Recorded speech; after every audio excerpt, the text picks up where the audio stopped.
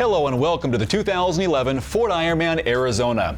The backdrop to this final race of the season here in the US of A is the desert town of Tempe, Arizona and the surrounding McDowell Mountains. Thanks so much for watching. I'm Dave Erickson. And I'm Greg Welch. Nearly 3,000 athletes will be competing here in the Sonoran Desert on this beautiful, very spectator-friendly race.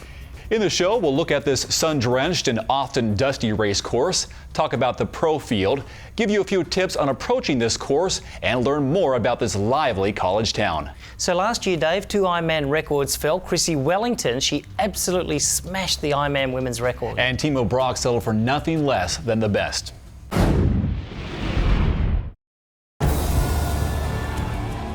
The 2010 Ford Ironman Arizona was an exciting one. Ford in the desert, wind and rain. Seeming to only serve as motivation, the weather didn't slow anyone down as many athletes posted personal bests and Chrissy Wellington smashed the Ironman world record. Trailing Leander Cave after the swim, Wellington turned on the jets a quarter way through the bike ride. Posting a 4:47 bike split, she took the lead and never looked back. She proved during the run why no one is better, posting 6:15 mile splits in the first 12 miles with an overall run time of 2 hours and 52 minutes.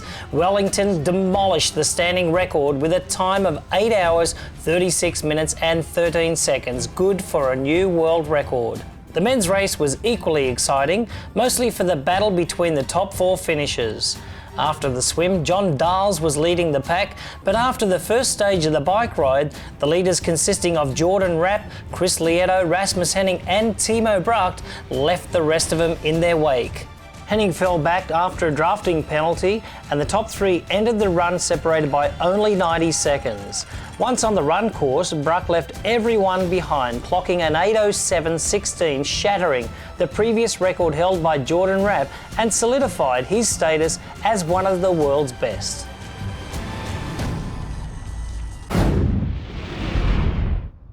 This course offers a few more inclines than what we've just experienced at Ironman Florida, but it's still a relatively flat course. This race begins with a 1-lap counterclockwise swim in Tempe Town Lake. Swimmers will have a deep water start under the Mill Avenue Bridge and then head east to the Rural Road overpass where they will hit the turnaround and then finish right after the Mill Avenue Bridge. After transitioning in Tempe Beach Park, the athletes will then head through the Sonoran Desert on their bikes on the Beeline Highway toward the McDowell Mountains, arriving at the turnaround right short of Shea Boulevard. This is a relatively flat course with minor elevation changes, and the real challenge comes from the wind as they ride back into town. After completing 3 laps, the athletes then head back to Tempe Beach Park for the transition to the run. The run consists of 3 laps around Tempe Town Lake between Rural Road and Priest Drive. Being in an urban area, this course is almost exclusively concrete and filled with small rolling hills, ramps and plenty of spectators.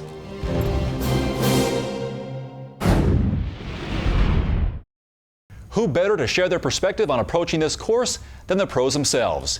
Here are some of their thoughts. Usually when you're swimming in the pool, you've got 25 yards, you got 50 meters where it's already divided for you. So set some key points, and great things out there are buoys. So every time you get to a buoy, just refocus. If you're working on something in your technique, just have that one point you think of the whole time. And also around the buoys, it probably gets a little stretchful, it gets bunched up. Just be prepared for the stress, so when it happens, you're just like, this is supposed to happen, let's keep going. Most important for any triathlete on the bike is to hydrate and to take the calories in, because it's so much easier to eat something solid like a power bar on the bike. Always look forward, don't get too much into the zone, pay attention and have a safe ride. The run course here, it's 3 loops, and it's essentially a figure-8 shape with 3 different bridges that you cross over, and it's super spectator friendly. I think you have the opportunity to see your family or friends 16 times, and so you can really sort of feed off the crowd, and the whole community of Arizona comes out. The aid stations they put on are probably some of the best aid stations I've ever been through. This is also a course the athletes hope will earn them a qualifying spot for Kona in 2012. Yeah, the Kona Pro Rankings, or the KPR, is the system used to determine pro athlete eligibility to race in the World Championship.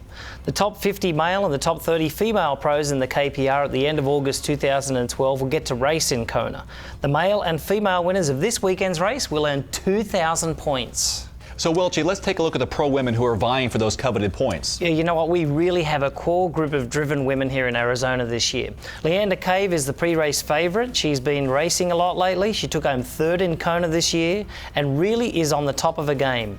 Looking to spoil the party is Lindsay Corbin from Montana. She's really strong on the bike and run legs, but she will have to stay in contention on the swim to challenge Cave. I predict that medical doctor Amanda Stevens will come out of the swim in either first or second spots, and then she will continue with a strong bike and run. Traditionally a weak swimmer, Erica Chomore from Hungary won the race in 2008 and will be counting on a strong swim and bike leg to take her back to the podium. Kelly Williamson, she is really the dark horse. She took second in this year's Memorial Hermann Ironman Texas and has the chance to challenge all day here in Arizona. And on the men's side, we have a vibrant international field. Yeah, that's right, Dave. Our top 5 athletes are all from different countries, and leading the way, American Jordan Rapp, who is in possibly the best shape of his life, and he's going to be good on the bike and the run.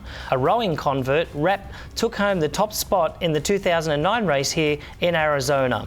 Austrian Michael Weiss won't be far behind Rapp. He'll pass everyone with a very strong bike performance and settle in near the top during the run. Next will be Viktor Ziemtsev of the Ukraine. This 8-time Ironman champion is a strong all-around athlete. Look for him all day in the top 3.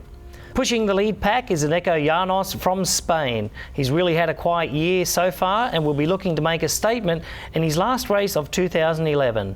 And rounding out the top 5, Tim O'Donnell from the USA has had an Olympic distance background and is also a world long distance champion. He'll be chasing Kona points since he didn't finish Hawaii this year.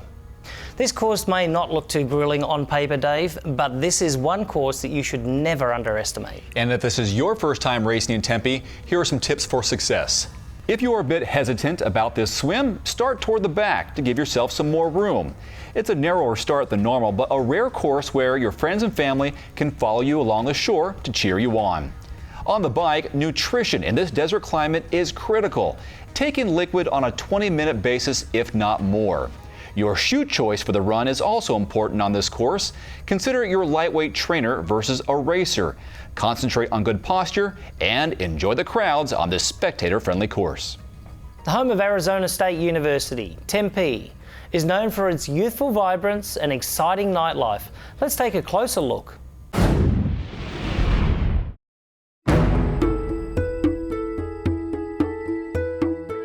We always say that Tempe really has a vibe that I think is surprising, and especially for people that are here for the first time. From the outdoor venues such as Tempe Town Lake to our A Mountain, which is right behind Arizona State University, to beautiful hiking trails at Papago Park, and then to all the indoor venues such as the Tempe Center for the Arts, ASU Gamage, where Broadway shows are performed, a lot of restaurants, a lot of shops, and often live musicians performing on the street. One of the most unique aspects of Tempe really is Tempe Town Lake. It's unusual to have a lake in the middle of a desert. On any day of the week, you can see people walking, running, sitting, having picnics, and you'll see throughout the year a variety of entertainers that come and perform at Tempe Town Lake. I think Tempe is a great location and partner for Ironman because we really have a strong sense of belief in a healthy lifestyle and an activity that engages your family and engages your friends. And Tempe is the perfect destination. 2005 was our first Ironman, and here we are, 2011, and we are as excited today as we were then.